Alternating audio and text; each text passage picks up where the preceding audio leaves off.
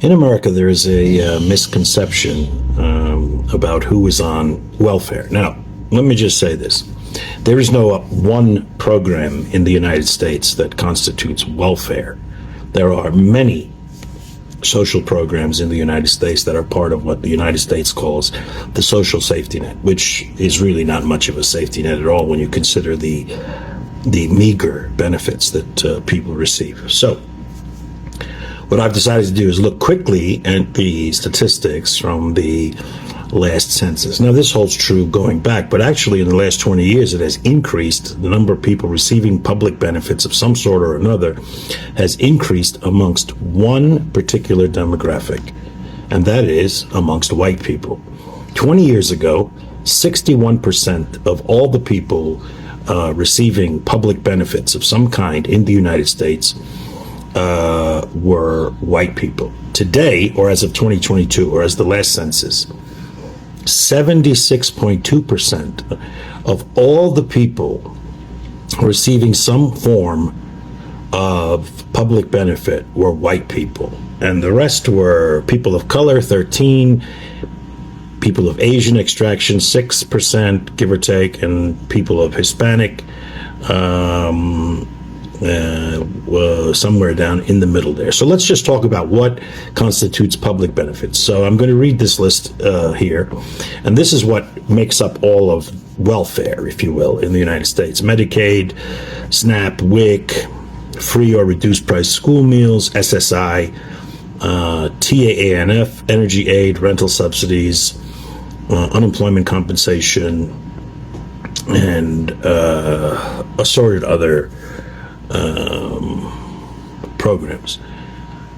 So 40 million people in the United States live in poverty, and that number approximately is the number of people who receive public benefits of some kind. And of course that varies when you include Social Security recipients, Medicare, etc., which is not it's an earned benefit. So I'm going to eliminate that for the moment. So of those people, the number of people receiving public benefits, welfare, if you will, some form of social program, social safety net support, as I said, 76.2% are whites. So I think this is important to remember when people start talking out of their ass. Hello, welcome to my YouTube channel. How are you guys doing today? I'm really surprised and shocked as well that 78% of welfare recipients are basically white people. You know, I just want to thank God for the advent of social media, because before now we were meant to understand Black Americans are the ones that were solely on welfare. Like, there's been disgusting, news and stories around Black people literally fighting and surviving on welfare checks, right? Like, they do nothing other than wait on the government to feed them up. But meanwhile, 78% of the actual people on welfare are the Caucasians. And people would want to say it's not that, it's not this, but thank God, because of the internet, we are now finding the truth for what it is. Because the Western media, before the advent of the internet, monopolized the news, in the sense that you will not get the real facts of what is actually happening. And the fact is, poverty is not a race thing. Getting help from the government is not secluded for a particular race. Any other person can get a welfare check if you need it, but to categorize or say that a particular people had always been on welfare checks, meanwhile the Caucasians were still the majority in getting those welfare checks, right? So I'm not here to shame anybody for getting the welfare checks, because if someone gives me two, I'm gonna collect it, right? But to make another group of people to feel less of a human other than depending on the government for welfare checks, that's what I'm totally against. So guys, I have these videos lined up for you. I really want you to watch. Let me know what you think in the comment section. So I posted about white folks on food stamps, and one thing I kept seeing was that welfare was created for white people. I knew that it was created during the New Deal, so I did some more research because I didn't really know the whole story, and I thank you guys for responding and helping me learn stuff. So during the Great Depression is when we saw the beginning of things like Social Security, unemployment insurance. But here's the kicker. When Franklin Roosevelt built those programs, he had to make deals with Southern Democrats in Congress, the same folks who were big fans of Jim Crow, to get the support of these racist white Southern politicians.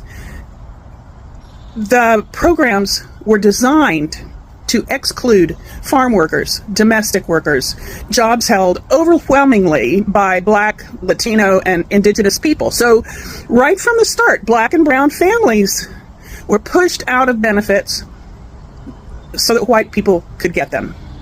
Then we move forward to the 1960s, and there's this war on poverty. It finally opened up welfare programs more broadly, and that's when food stamps became permanent. Well, permanent, we don't know what Trump's going to do to them, but they lasted a long time. And guess what? The minute more Black and brown families started accessing this help, the politics shifted. Welfare got a new image and a new target. By the 1980s and 90s, with Ronald Reagan and his gang, they pushed the welfare queen myth. That's a racist dog whistle meant to turn public opinion against safety nets by blaming Black women for poverty that white policies created. That's the truth, you guys. So yes, welfare was built for white people, and when others finally got in the door, they tried to burn the house down. If you want to blame the right people, you got to get curious. You want to talk about white privilege? I was born dirt poor. Roaches in our food, mattresses on the floor, eviction notices taped to the doors, kind of poor. My parents, their side hustle was beating me and my siblings bloody. I missed more meals than I can count. When we did eat, it was ramen, canned foods, or whatever we could steal from the gas station. There were 8 of us kids. Don't come at me like I grew up in some quiet backwoods town either. We weren't hearing deer rifles, we were hearing 9mm and Glocks on a nightly basis. Not because we were hunting, because we were dodging stray bullets in the inner city. I had a baby as a teenager, thought maybe I could break the cycle, went to college, flunked out quick. Life was swinging before I even had a chance to plant my feet. Then the military came knocking, promised me structure, a future, and a way out. What I got? Another flavor of hell. Straight out of basic, they shipped me to Afghanistan.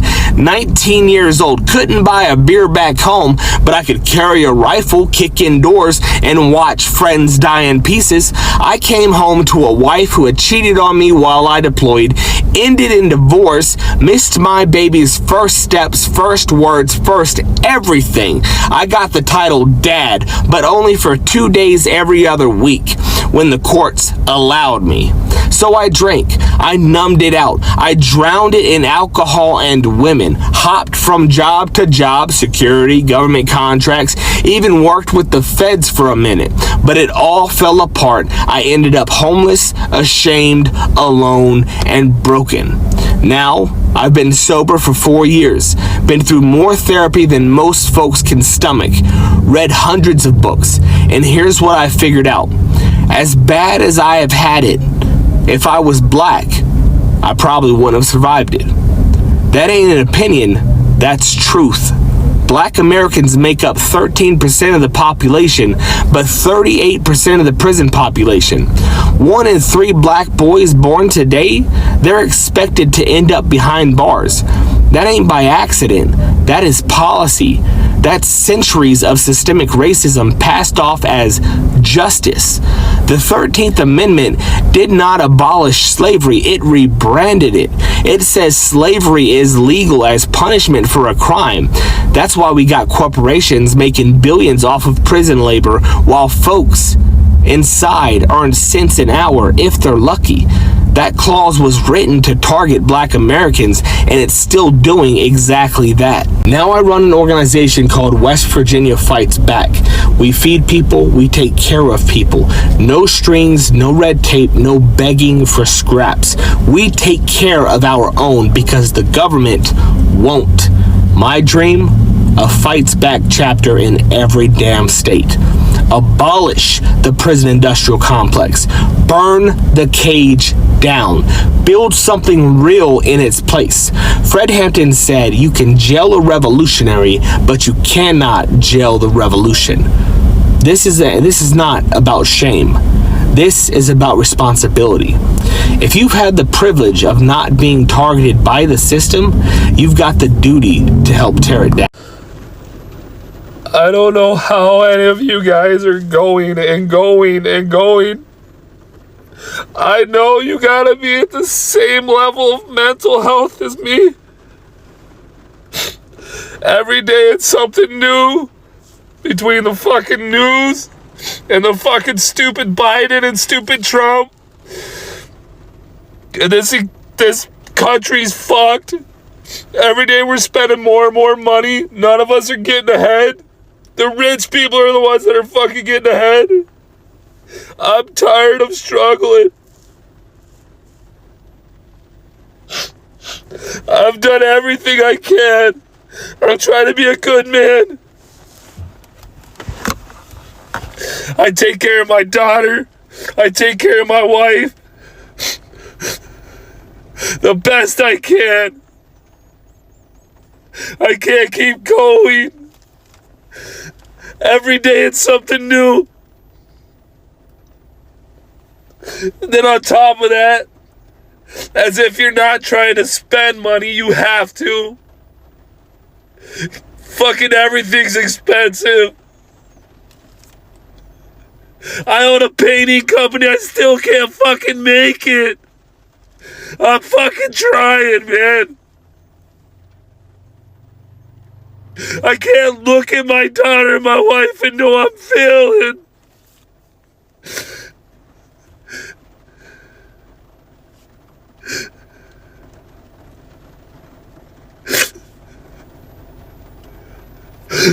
I'm fucking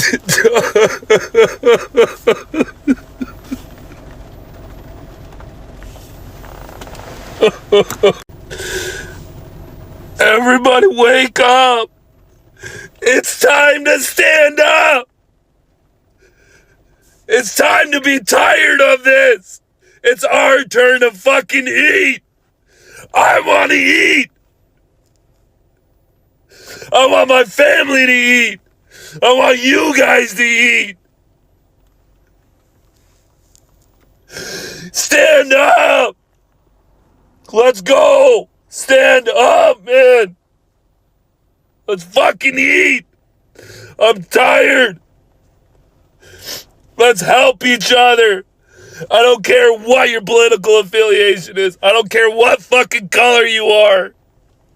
If you are not eating and you're struggling, eat with me. Let's struggle together then. Let's be a team. Can somebody explain to me in crayon eating terms why I make over 3 times the federal minimum wage and I cannot afford to live? Explain it. I do not want to hear the pull yourself up from your bootstraps, work 90 hours a week. That's not the goal, guys. No, That's it's not the goal. That should not be our standard. Agreed. Should not be our standard. I'm fucking tired of people being complacent with this uniparty, both of them fucking us over. When my parents were my age, they both made less than half of what I make, and they lived alone. I cannot afford to live anywhere alone. A 1-bedroom apartment, $1,800. 2-bedroom apartment. This generation is locked out of living on their own. Who the fuck can afford that? It is embarrassing to come out and say that it is a struggle to survive right now. But I'm sorry, dude. I feel for you. People are struggling. And do not get me started on what my grandparents were doing. They $3,000 house. And yes, I understand inflation and all of the bullshit that they have been pulling with the Fed. Why are we allowing it? Why are we allowing it? And then I clock out of my shift. I am big one coming up I here. have to go home. And I check the news. Another 60 fucking billion to a country nobody can put out on a map. What are we doing? Where has the plot gone? We have lost it, folks. We have fucking lost it. The American dream is dead. It is That's sad. gone. That is sad. Hey TikTok, I'm just on here wondering if anybody's feeling the same way I'm feeling. I'm from Illinois and I feel like the gas prices and the electric bills and the prices of food is just so overwhelming anymore. Like, I'm wondering if anybody else is feeling like they're drowning and they can't get out. I work overtime and I cannot get above water. I mean, I literally have no gas for next week. It was either that or get a few groceries to get by. I hit my local food pantries. I'm just wondering if anybody else feels like they're drowning.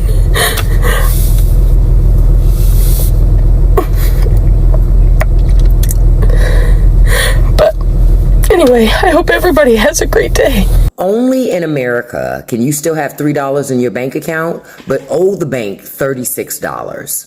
See, this is a part of the poverty hustle, specifically the part where banks pretend to be helping you, but are actually mugging you with paperwork and a smile. So think about it. You go to swipe your debit card at the gas station for $7.49. You thought you had enough, but surprise, you don't.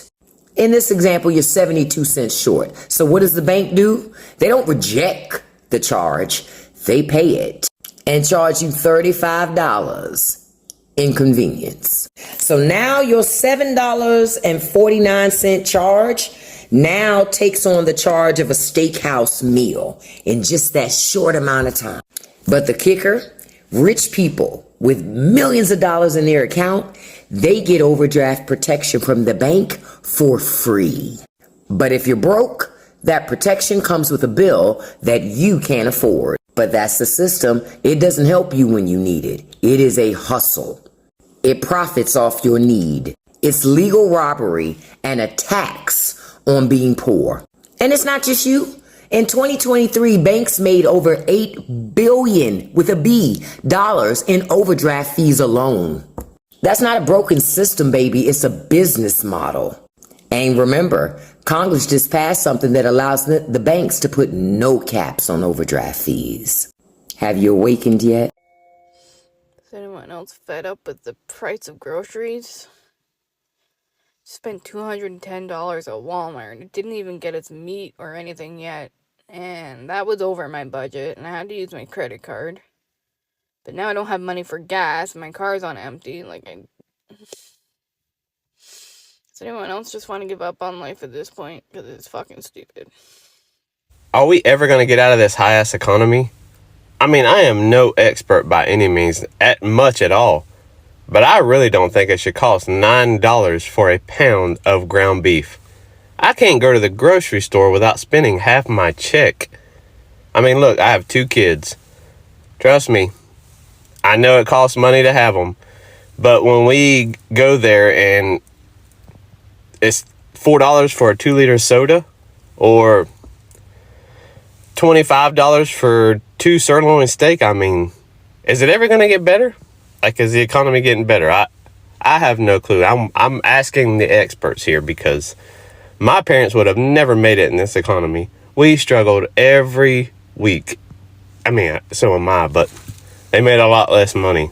The global inflation is at 4.5%, and it's not just affecting America. Everywhere in the world right now experiencing economic upheaval, so to speak, right? A lot of things are becoming out of the reach of the ordinary person, right? So people staying outside of America, we usually feel as if Caucasians are the rich people. We never knew that, you know, poverty has no color, you know, but the Western media, just like I said, had been perpetuating that black people or black Americans are the poor people. They are the ones that have been suffering or are still suffering. And of course, we know the system was planned, systemized in a way to make them poor or stay poor. But because they have to fight their way out of poverty. They had to fight their way out of the system that was meant to cripple them, and it's a good thing to let you know that a lot of Black people are doing really, really well. Being someone that had traveled to more than 40 states of the United States of America, and I've seen a lot of, Black people doing exponentially well, right? And these are people that, the system was created to work against them. But that aside, all I want to say is that, white people always thought Black poverty was meant for Black people. I've seen a lot of videos on these internet streets where Caucasians are looking down on Black people. Yeah, like ghetto, ratchet, these are terms they use for Black people staying in communities that do not have, all the good stuff. So for the longest, the Western media had been trying to convince us that no, poverty is peculiar to Black people. I'm telling you, Caucasians still believe we live in trees, right? We still live in hot houses. Like, I'm sorry to say this, but most of our houses are built out of bricks. They aren't built out of woods, just like you have them over here, so we don't live in trees, we don't live in herd, because that's the general mentality that Black people are extremely poor, that they can't amount to nothing, they can't own any form of wealth, they do not have nothing, It's not just even the Black Americans. This stemmed right from Africa, the general notion that Black people or Africans do not have anything. How the impoverished kids that they usually showed on TV, Save the Children, Looking Hungry, all those war-stricken area where you have emaciated kids. That was one of the pictures the Western media was showing to the world, as if Africa is full of carcasses of poor people, So I'm just happy that people now, the other race now, is seeing the reality of things that, it's not a Black thing, it's a human thing, it's a race thing. Every race in this world has their poor and rich people. But the fact that people will come on this internet street and be acting as if poverty is for Black people, it's a fat lie.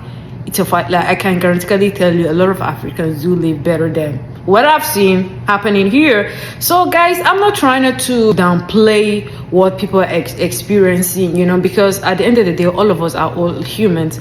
And the bigger picture is, are we going to be working the rest of our lives, paying the bills, and then when it's time for retirement, we're just gonna stay for a few months and just die? And that's why there should be a paradigm shift in most of the things we do these days, right? Yeah, so guys, if you have come this far, please share your thoughts with us. What do you think about what is happening around poverty? So guys, give me a thumbs up, share this video, hype this video, do me the honor, subscribe and hit on the notification bell in order not to miss any of my videos. See you in the next one. Have a great day.